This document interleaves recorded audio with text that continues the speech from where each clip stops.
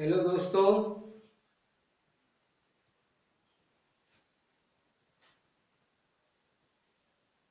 मैं रामजीत प्रसाद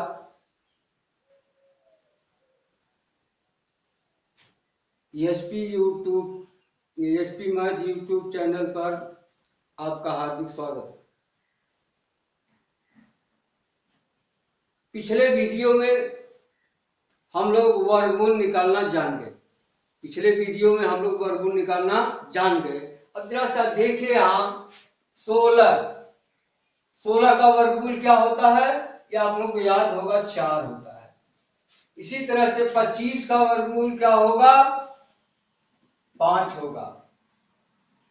ठीक। इसी तरह 81 का वर्गमूल क्या होगा? 9 होगा। ठीक है।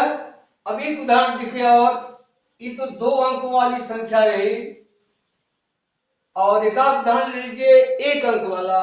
अब 9 का वर्गमूल क्या होगा? 3 होगा। अब आ जाइए 256। 256 का वर्गमूल क्या होगा? या निकाल लीजिए, भाग विधि से निकालिए। 256 क्या बताया गया था? इधर से जोड़ा बनाते हैं, दाहिनी तरफ से इकाई अंक की तरफ से एक जोड़ा बन गया, एक यहाँ। आप उसी संख्या से भाग देते हैं कि जितनी बार जा सके। 2 है, 1 से भाग देंगे 1 एकम 1, और 2 से भाग देंगे 2 दूनी 4, ज्यादा हो जाएगा, तो 1 इकाई 1। ठीक। अब घटा देंगे, 1 बचेगा, 1 इसमें जोड़ देंगे, हो जाएगा 2, 1 जोड़ा उतार लेंगे। अब देखिए,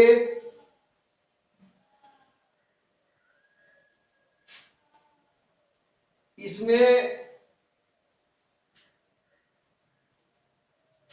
कई बार जा सकता है? 2 का 2 7 14। अब देखिए 7 बार जाएगा तो 7 सते 49 हो जाएगा, हासी लगेगा 4, 2 7 14, 4 18 ज्यादा हो जाएगा, तो 6 बार ले जा। 6 6 का 36, और 2 6 12 3 15। अब इसका वर्गमूल क्या हो गया? 16। दिख रहा है ना? इस तरह से एक नियम निकल कर आ रहा है, यदि वर्ग संख्या के अंकों की संख्या 2 हो तो वर्गमूल में अंकों की संख्या 1 है।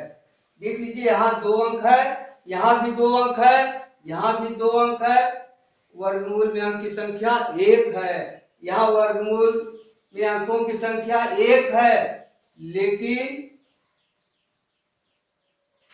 अंकों की संख्या कितनी है? 1 है। यहां देखिए, वर्ग में अंकों की संख्या 3 है, लेकिन वर्गमूल में अंकों की संख्या 2 है। तो एक नियम निकल कर आ रहा है, यदि संख्या में n अंक हो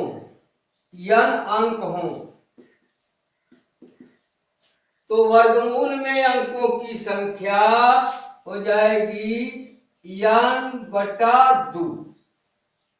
n/2। यदि अंकों की संख्या सम हो। समझ में आया? जैसे देखिए, यहां 16 में अंकों की संख्या कितनी है? 2 है। 16 में अंकों की संख्या 2 है, 2 सम संख्या है, इसलिए वर्गमूल में अंकों की संख्या हो जाएगा 2/2 बराबर 1। इसमें देखिए, अंकों की संख्या कितनी है? 2 है। अब 2 में 2 का भाग देंगे, कितना आएगा? 1। अंकों की संख्या 1 होगी। इसमें क्या है? देखिए, अंकों की संख्या 2 है, 2 में 2 का भाग देंगे, 1 आएगा, अंकों की संख्या 1 है। ठीक। अब देखिए, ये तो सम संख्या हो गया। यदि अंकों की संख्या विषम हो, जैसे यहां देखिए अंकों की संख्या यहाँ 3 है, तब कैसे ज्ञात होगा?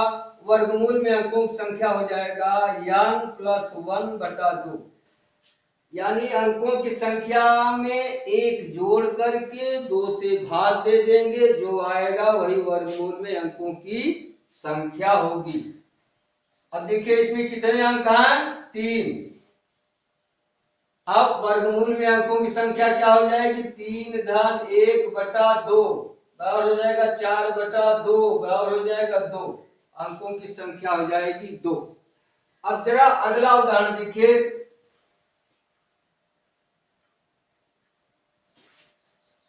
यह है 7, 8, 3, 2, 2, 5 में अंकों की संख्या कितनी होगी? देखिए कितने अंक हैं इसमें? 1, 2, 3, 4, 5, 6 अंकों की संख्या बराबर 6 है। ठीक है, तब क्या हो जाएगा? वर्गमूल में अंकों की संख्या बराबर क्या बताया गया? यह सम है या विषम? सम संख्या है, इसलिए क्या हो जाएगा? 6/2 बराबर 3 होगा। ठीक है, इस तरह से क्या आपको निष्कर्ष निकाला गया? वर्गमूल में अंकों की संख्या बराबर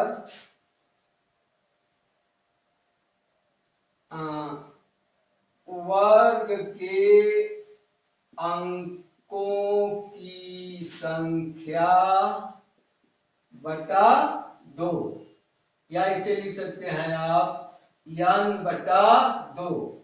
जब n सम संख्या हो,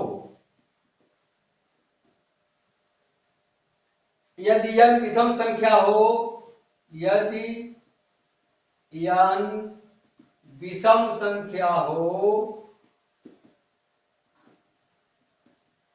तो वर्गमूल में अंकों की संख्या बराबर हो जाएगा n प्लस 1/2, यानी जितनी संख्या होगी उसमें एक जोड़ दिया जाएगा, फिर 2 से भाग कर दिया जाएगा, जो आएगा वही क्या हो जाएगी? अंकों की संख्या। अब जैसे दूसरा उदाहरण है, इतना ठीक है ना? इसको आप नोट कर लीजिए।